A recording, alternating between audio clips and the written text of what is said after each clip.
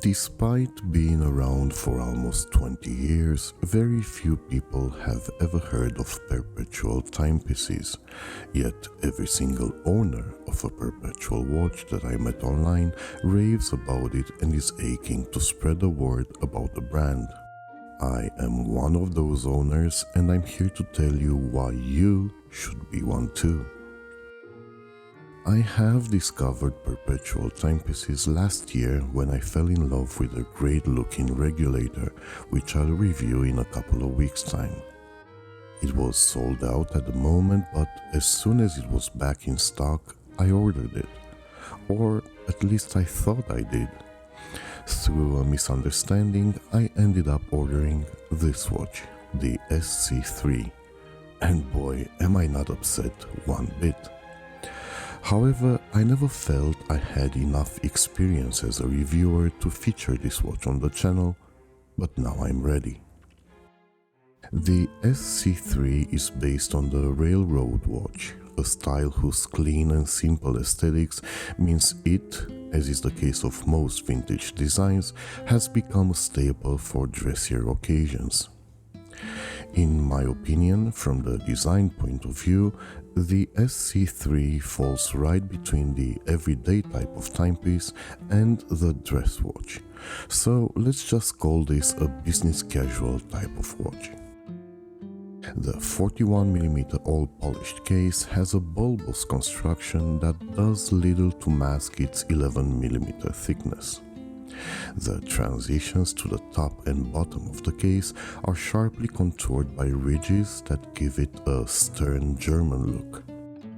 The signed onion-shaped crown is properly oversized by modern standards and, despite the polished finish, is extremely grippy and offers great feedback. Another German influence can be observed when looking at the straight lugs and their angular downturn. The Hong Kong manufacturer has managed to tame their severity by adopting one of the most unusual ways to incorporate the strap. Instead of using spring bars, Perpetual's design showcases fixed bars held in place by screws. I like the idea, but I don't find it extremely practical for one reason alone. Having to work those screws when wanting to change the strap can lead to scratching the outer side of the lugs if the screwdriver slips. Perhaps using Phillips screws would have taken care of this issue, but I guess they wouldn't fit the aesthetics of the watch. Anyway, why would anyone want to swap a strap so well made? The calfskin feels premium, the stitching is consistent and the padding is fantastic. It takes a couple of days to break it in, but you can feel the quality fresh out of the box. 3 colors are available when ordering, of which only the black one has the option for matching stitching. I also like its muted, matte finish contrasting with the glossy finish of the case.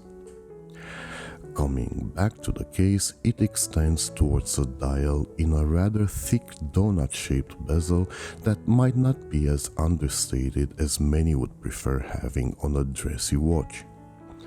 However, considering this is a 41mm watch, I guess this is the best way to reduce the size of its dial. I believe that outside of a few AliExpress watches that may or may not be the real thing, this is the most affordable enamel-dialed watch one can buy. A painstaking process, enameling a dial consists of applying thin layers of powdered silica crystal on the copper disc, then heating them up at extreme temperatures close to 1500 degrees Fahrenheit. The result is a beautifully looking yet fragile surface that then needs to be flattened, trimmed and printed, leading to a large rejection rate. The vibrant shade of white is beautifully complemented by the classical numerals and their understated elegance. The hour markers are separated by not one but 2 train tracks. The subsequent track is purely decorative, as its task is filling in the negative space and creating an interesting 3D effect. That's because, obviously, this is a checked and regulated down to a deviation of only 3 seconds a day variant of the 17 series movement produced by Seagull, the small seconds ST-1701. I will not go into details about the ST-17 caliber, as I plan to cover it extensively on the review of the regulator in a couple of weeks' time, but I have to emphasize that if you plan on getting a watch powered by a Chinese movement, having it thoroughly checked by the producer is paramount.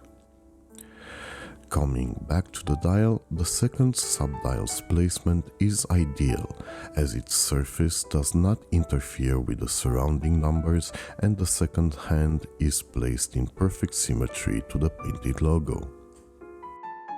Of all the hands Alex could have chosen for this model, I believe these spade hands are the perfect choice. Gracious yet muscular, they provide precision in telling the time and hide a secret only a certain light and angle can uncover. They're thermally blued. Long before AliExpress brands have discovered the appeal of this feature, Perpetual did it for all their models, and as a welcome distinction from most offerings at the price point, they do offer the real thing. These are not painted or electroplated hands, no, they're high-grade steel tempered at precisely regulated temperatures of 575 degrees Fahrenheit. One fascinating insight into the history of watchmaking is that the perfect balance between the ductility and the strength of the steel that is required by horological components is achieved at that specific temperature. As watchmakers of the old did not have the tools to accurately measure it, this change of hue was the means to determine the temperature, rather than being the desired decorative byproduct of today's processes. This is just one of the numerous examples of antiquated expressions of function becoming today's representations of form. Coming back to this set of hands, as is the case of the enamel dial, the authenticity of the bluing has to be witnessed in person. It takes seeing the hues to realize some blued hands you previously thought were the real thing were nothing but cheap imitations.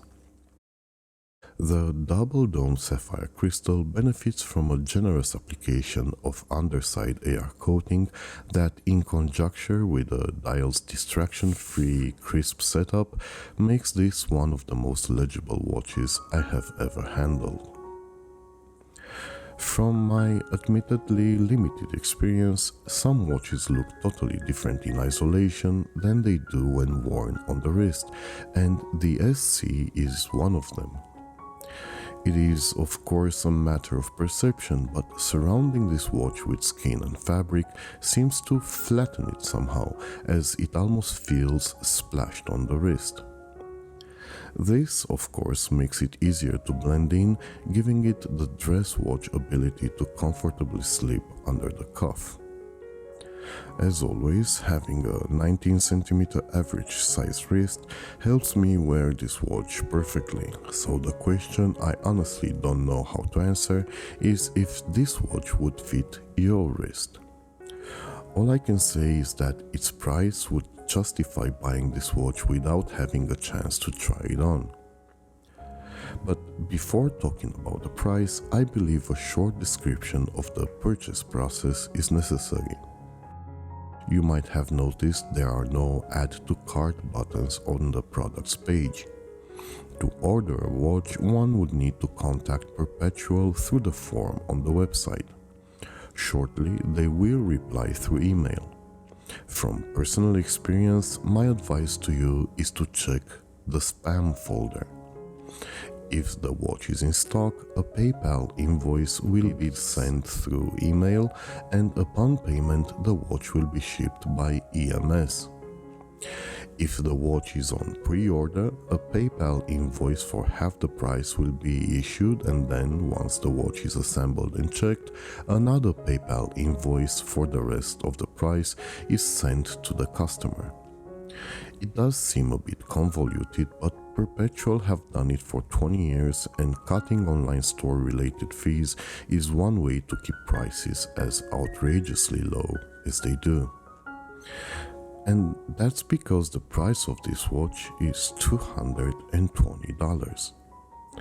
I have already covered pretty much every feature you get, and I'm sure you'll agree the value for money is impressive. In the end, it all comes down to just how much you like the aesthetics of the watch, as I'm sure you'll be hard-pressed to find a timepiece in a similar style at this price point. And of course, this one comes with the intangible of owning a hidden gem. So if you're looking for a unique, classy looking everyday timepiece, this might just be the watch you want.